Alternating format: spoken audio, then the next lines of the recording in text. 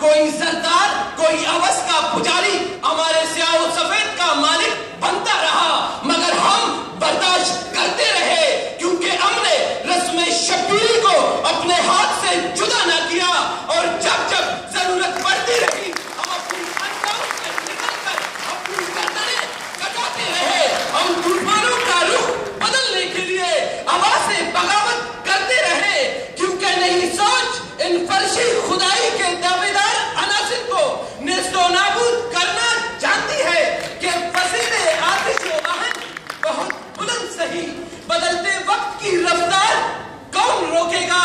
نئی سوچ کی پرواز روکنے والوں، نئے عوام کی تلوار کون روکے گا؟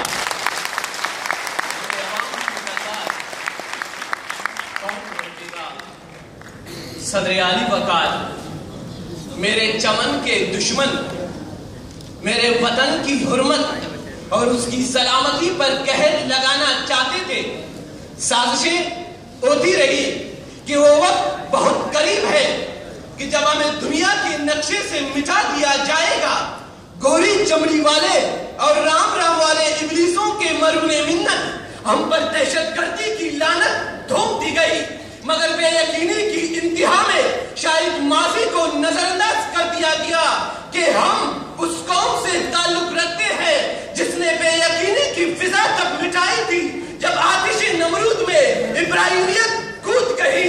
ہم نے بے یقینی کی فضا تب مٹائی تھی جب نیزے کی نوک پر حسین ابن علی قرآن پڑھتے رہے۔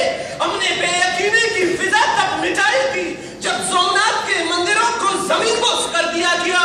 ہم نے بے یقینی کی فضا تب مٹائی تھی جب 1947 میں ہم نے پاکستان حاصل کیا۔ ہم نے بے یقینی کی فضا آج مٹائی جب ضرب عصب کے ذریعے دشمنان ملت اور دشمنان انسانیت کو جہنم حاصل کیا اور اپنے آبا و اجداد کی تاریخ کو زندہ کیا کہ تختہ و تخت میں کوئی ایک چنا کرتے ہیں۔ ہم جب شان سے دنیا میں جیا کرتے ہیں، توپ کیا چیز ہے، بندوق کسے کہتے ہو؟ ہم تو ٹینکوں کی صفیں چیر